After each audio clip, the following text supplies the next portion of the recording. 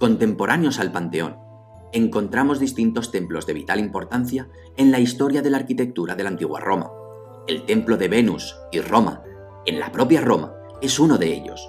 Probablemente fue el templo más grande construido en la antigua Roma y se levantó al mismo tiempo que el Panteón, por orden del propio Adriano entre los años 121 y 141 después de Cristo.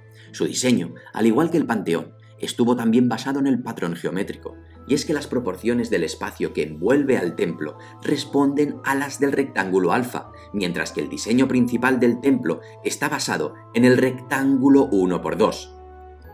A mediados del siglo II después de Cristo, también se construyeron diversos templos de menor tamaño, pero de vital importancia en su culto o de gran relevancia por el peso político de sus autores.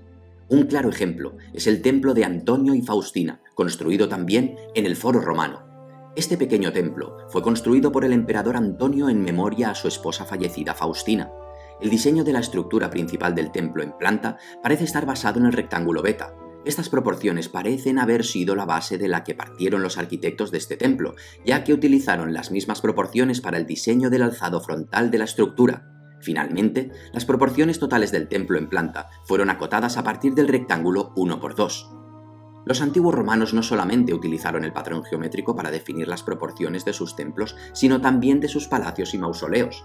Un claro ejemplo de ello es el palacio que el emperador Diocleciano construyó a principios del siglo IV en la antigua ciudad romana de Spalato, en la actual Split, situada en la costa de la moderna Croacia. Diocleciano utilizó el rectángulo beta para definir las principales proporciones del muro que cercaba el palacio, recordando mucho a cómo cercaban sus palacios reales los faraones del Reino Nuevo como Ramsés III en Tebas o Ajenatón en Amarna. Además, Diocleciano construyó un mausoleo dentro del palacio que diseñó en planta a partir del rectángulo alfa y usando el rectángulo beta para el alzado.